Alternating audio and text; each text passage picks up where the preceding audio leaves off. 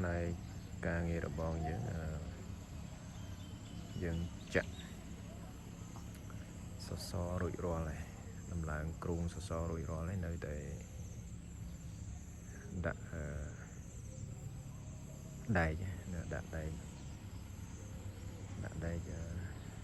បន្តទៀតព្រោះនេះបាន4ផ្ទាំងឯដែកនេះបាន4ប្រឡោះចឹងយើងនៅបន្តពីនេះទៅរហូតដល់ទល់ភ្នំតែម្ដងនេះទល់ភ្នំខាងនេះយើងការពារគូការពារអីចូលក្នុងវត្តនេះជន់ផ្កាជន់អីអញ្ចឹងតតែដាក់ក្នុងរបរហ្នឹងគឺឲ្យទល់នឹងភ្នំហ្នឹងតែម្ដងហើយក៏ដើម្បីជាសោភ័ណភាពវត្តរបស់យើងមួយដែរយើងត្រៀមឯណានោះចាក់ដីនោះត្រៀមដាំផ្កានៅកន្លែងសួនខាងត្បូងខ្លោងទ្វារ